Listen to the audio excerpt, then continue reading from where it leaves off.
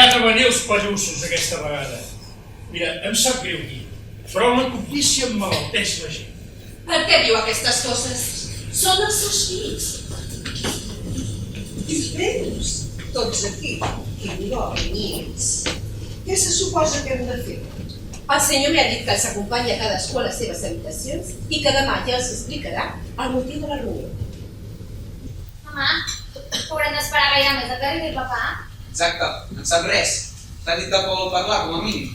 Señores, ha pasado una cosa. Aquí es... Buenos días.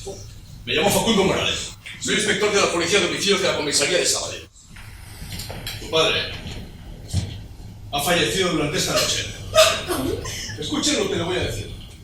Salgan todos de esta sala y esperen en otra sala y en otro comedor. Yo les iré llamando de uno en uno para tomar las declaraciones. Jamás en la vida.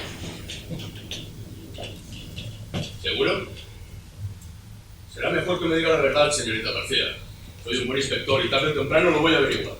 Y ni me entristece ni me sorprende lo más mínimo. Es más, ¿sabe qué? Se lo merecía. Yo no lo he hecho. Estic quasi convençut que tu ets a veure la mort del pare. ¡Caga, imbécil! ¿Pero qué pretendes? ¿Inculparme? Si yo caí, tú causas también. Repito, la ambición.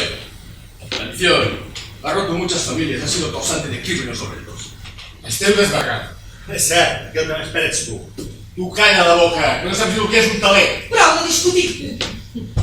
No, a veure, alguna cosa més. Dic per anar enllestint. O sigui, que al final ho sabia tot. El Jordi, l'Aurora, en Joaquim, tothom. Tothom menys la burra de la Cristina. Recordin que a més, ho sé tot.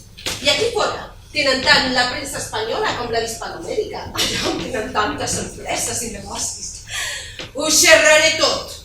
Tothom ho sabrà tot. A ver, apreciado público. ¿Quién creen ustedes que es el asesino?